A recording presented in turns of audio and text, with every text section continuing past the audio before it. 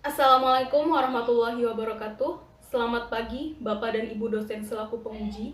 Saya ucapkan terima kasih kepada Ibu Lelia Nur Pratiwisi MPD selaku dosen pengampu mata kuliah seminar. Perkenalkan, nama saya Mary Yulianti dari Program Studi Pendidikan Guru Sekolah Dasar, Fakultas Keguruan dan Ilmu Pendidikan, Universitas Muhammad Setiabudi Brebes. Pada video kali ini, saya akan mempresentasikan seminar proposal saya yang berjudul Perbedaan Prestasi Belajar Peserta Didik dengan Pendekatan Pembelajaran Student Center dan Teacher Center di kelas 4 SD Negeri Bulak Paren 01. Berikut isi proposal saya. Alasan saya mengambil judul ini karena masih banyak guru kelas yang menggunakan pendekatan pembelajaran berpusat pada guru itu sendiri dan membuat hasil belajar di kelas tergolong rendah. Yang pertama, bab pendahuluan adanya latar belakang masalah. Pembelajaran pada kurikulum 2013 mengharuskan siswa lebih aktif dalam proses kegiatan belajar di kelas, yang menggunakan pendekatan pembelajaran tematik dan pendekatan yang berpusat pada siswa, agar tujuan pembelajaran dapat tercapai secara optimal. Penggunaan pendekatan pembelajaran dalam suatu proses kegiatan belajar mengajar mempunyai pengaruh yang sangat besar dalam tercapainya tujuan pembelajaran. Pendekatan pembelajaran yang dapat diterapkan dalam kurikulum 2013 seperti pendekatan student center dan pendekatan teacher center. Berdasarkan pengamatan dan pengalaman yang dilakukan oleh peneliti, pada proses pembelajaran, siswa cenderung diam dan kurang aktif. Dalam mengikuti pembelajaran, hal tersebut dimungkinkan karena kurang bervariasinya dalam penggunaan pembelajaran yang berpusat pada guru itu sendiri. Hal yang ditimbulkan yaitu rendahnya minat belajar karena hanya 45% yang mencapai kriteria ketuntasan minimum, yang lainnya masih di bawah KKM. Jika hal ini dibiarkan saja, maka bagaimana tujuan pembelajaran dapat tercapai secara optimal? Maka dari itu, saya berharap dapat mengetahui apakah ada perbedaan prestasi belajar dengan menggunakan kedua pendekatan tersebut. Selanjutnya, pada bab pendahuluan adanya identifikasi masalah. Identifikasi masalah yang pertama, prestasi belajar siswa kelas 4 masih tergolong rendah karena 55% siswa di bawah KKM. Yang kedua, suasana kegiatan belajar mengajar kurang menarik. Yang ketiga, kurangnya motivasi belajar siswa pada saat kegiatan pembelajaran berlangsung. Yang keempat, siswa kelas 4 sering bermalas-malasan dan kurang antusias dalam kegiatan pembelajaran yang berpusat pada siswa. Yang kelima, siswa kelas 4 masih mengandalkan guru sebagai salah satu sumber belajar di kelas. Yang keenam, guru masih sering menggunakan pendekatan teacher center dalam pembelajaran di kelas. Yang ketujuh, guru masih menggunakan metode pembelajaran yang monoton serta tidak menggunakan media pembelajaran yang menarik sehingga siswa terkesan pasif dan kurang memperhatikan guru dalam pembelajaran. Selanjutnya, dalam bab pendahuluan adanya batasan masalah. Batasan masalah di sini yang pertama yaitu prestasi hasil belajar peserta didik di kelas 4 yang menjadi tolak ukur dalam proposal penelitian ini. Yang kedua, pendekatan pembelajaran student center yang menjadi pokok bahasan dalam proposal penelitian. Yang ketiga, pendekatan pembelajaran teacher center yang menjadi pokok bahasan kedua dalam proposal penelitian ini. Yang keempat, peserta didik kelas 4 SD Negeri Bulak Paren 01 yang menjadi objek dalam penelitian ini di Kecamatan Bulakamba, Kabupaten Brebes. Selanjutnya, dalam bab pendahuluan adanya rumusan masalah. Rumusan masalah di sini yaitu adakah perbedaan prestasi belajar peserta didik dengan pendekatan pembelajaran student center dan teacher center di kelas 4 SD Negeri Bulak Paren 01.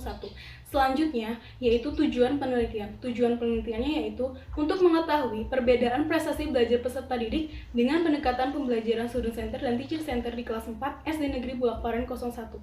Selanjutnya, pada bab pendahuluan adanya manfaat penelitian. Manfaat penelitian di sini ada dua, yaitu manfaat teoritis dan manfaat praktis. Manfaat teoritis yang pertama, penelitian ini diharapkan dapat menambah wawasan serta pengetahuan tentang student center learning dan teacher center learning. Yang kedua, memberikan pengetahuan tentang perbedaan dalam hal prestasi belajar siswa yang dipengaruhi oleh bagaimana guru menetapkan pendekatan pembelajaran dalam kelas.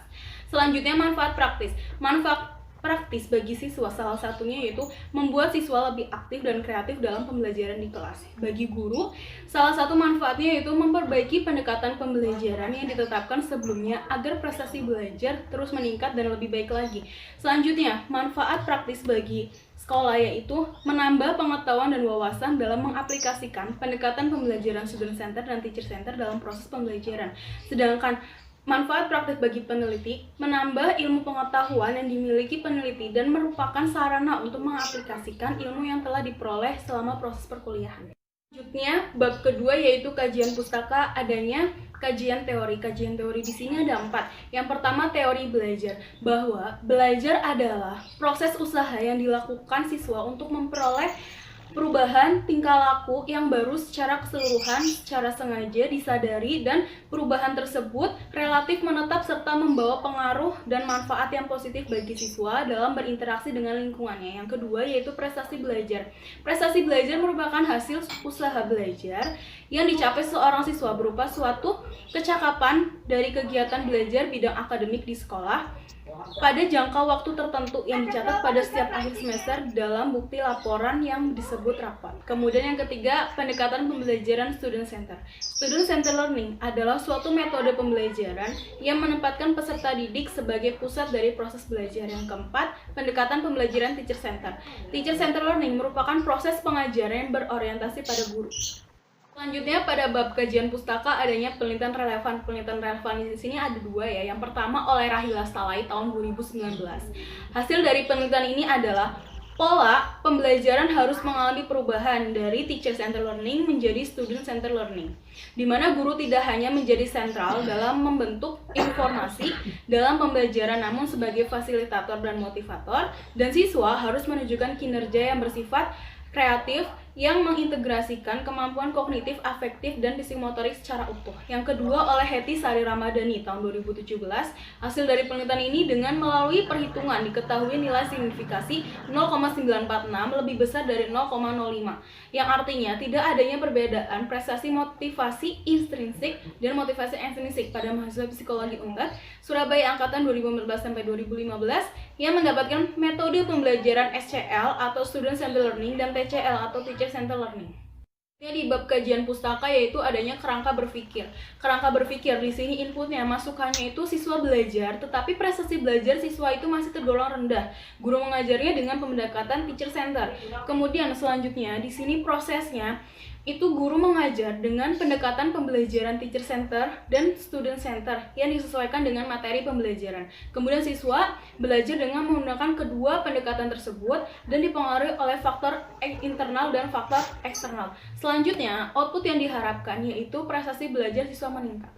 Selanjutnya adanya hipotesis penelitian. Hipotesis penelitian yang pertama atau HO-nya di sini tidak ada perbedaan prestasi belajar peserta didik dengan pendekatan pembelajaran student center dan teacher center di kelas 4 SD Negeri Bulakparing 01. Sedangkan hipotesis penelitian yang kedua atau HA-nya yaitu ada perbedaan prestasi belajar peserta didik dengan pendekatan pembelajaran student center dan teacher center.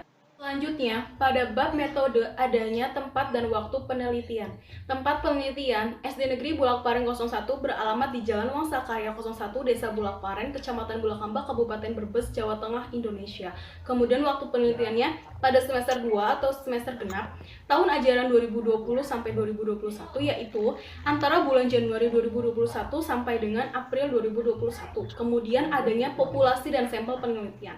Populasinya siswa kelas 4 SD Negeri Bulakparing 01 dan sampelnya yaitu kelas 4A dan kelas 4B yang nantinya kelas 4A sebagai kelas kontrol dan kelas 4B sebagai kelas eksperimen. Selanjutnya di bab metode adanya desain penelitian. Desain penelitian, jenis penelitian kuantitatif yang digunakan adalah penelitian survei dan metode penelitian eksperimen. Selanjutnya adanya variabel penelitian. Variabel penelitian di sini ada 2. Yang pertama, variabel bebas atau independent variable. X1, pendekatan pembelajaran student center, dan X2, pendekatan pembelajaran teacher center. Yang kedua, variabel terikat atau dependent variable. Dependent variable di sini ada variabel Y, prestasi belajar peserta didik. Selanjutnya di bab metode adanya teknik pengumpulan data. Teknik pengumpulan data di sini ada 4. Yang pertama, tes. Tes itu berupa tes lisan dan tes tertulis. Kemudian yang kedua ada observasi, yang ketiga kuesioner, dan yang keempat dokumentasi. Selanjutnya adanya instrumen penelitian. Instrumen penelitian di sini adanya menggunakan observasi, lembar kuesioner, dan tes tertulis menggunakan pilihan ganda. Selanjutnya di sini di bab metode yang terakhir adanya teknik analisis data. Analisis data yang digunakan dalam penelitian ini adalah analisis data kuantitatif dengan teknik statistik inferensial dengan analisis komparasi. Kemudian uji dalam penelitian ini yaitu uji homogenitas dan uji normalitas. Terima kasih dan mohon maaf jika ada kata-kata yang salah dan kurang berkenan. Demikian hasil proposal saya akhiri. Wassalamualaikum warahmatullahi wabarakatuh.